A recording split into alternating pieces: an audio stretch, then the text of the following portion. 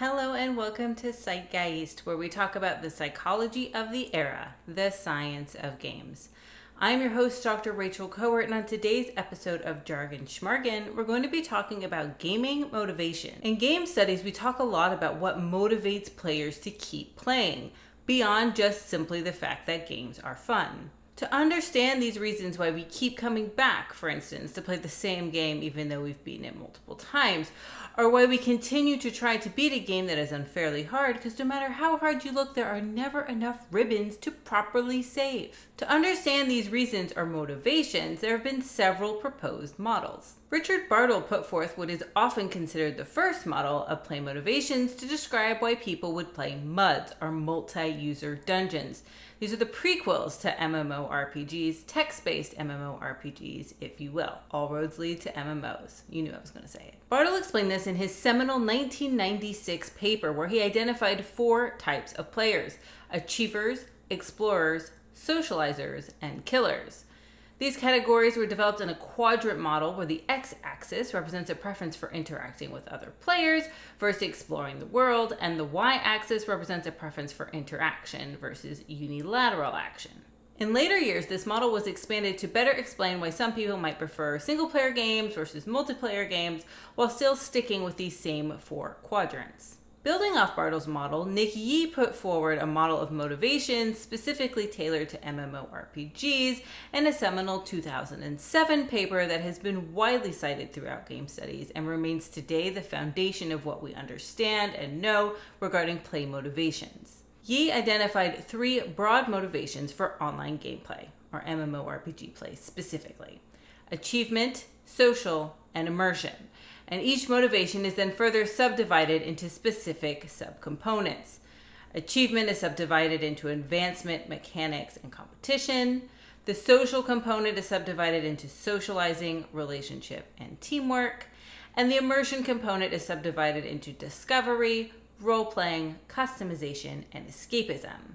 While one motivation tends to predominate, most players are driven by a combination of some or all of these 3 broad categories of motivations. As touched upon in later iterations of Bartle's model, Yee's model of motivations are thought to differ over time and reflect genre choices. For example, sometimes I really want to play with others. I want to develop relationships and have that social play, so I'll turn to World of Warcraft. Other times I want a single-player first-person game that's more about immersion, things like Final Fantasy or The Sims or Legend of Zelda. If you've been watching my other videos, you may notice that Yee's 3 broad categories, achievement, social, and immersion, line up nicely with the 3 broad tenets of self-determination theory, which is a theory of human motivation that I've talked about in several of my videos before. The idea that we're motivated by a sense of competence, autonomy, and relatedness, both generally in life, but also when it comes to why we play video games and why we continue to play them over time. In fact, a self-determination approach is often used in game studies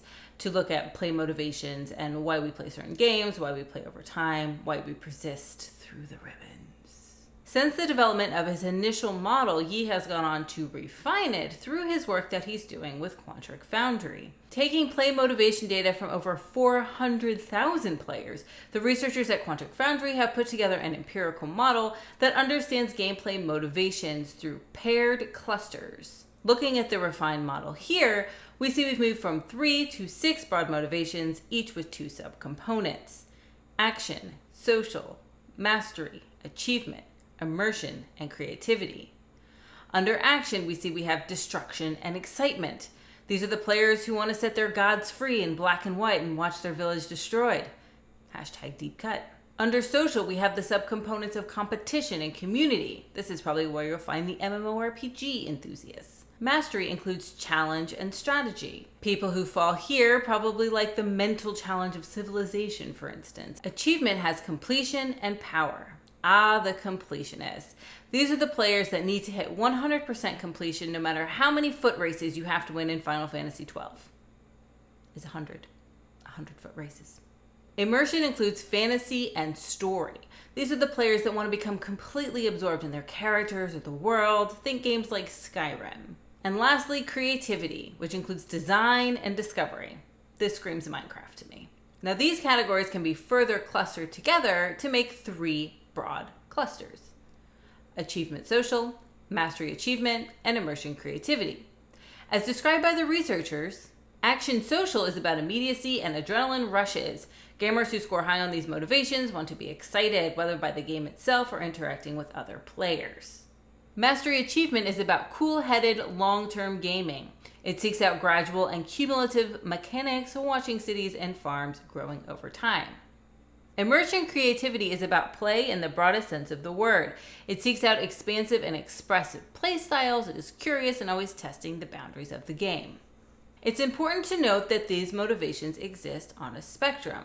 For example, if we look at the action spectrum, I hate feeling pressure or being chased. It's becoming more clear that Resident Evil games are not for me, but rather prefer turn-based games. But I still like the action. So, play motivations. We are all motivated to play games because they are fun, but why we play and what we play can be further evaluated in terms of their sense of autonomy, relatedness, and competence at the broadest level.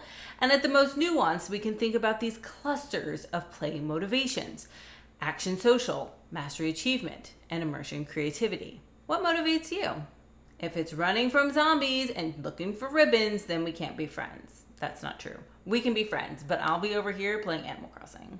If you like this video and want to see more, please like and subscribe. And until next time, be excellent to each other and always cite your sources.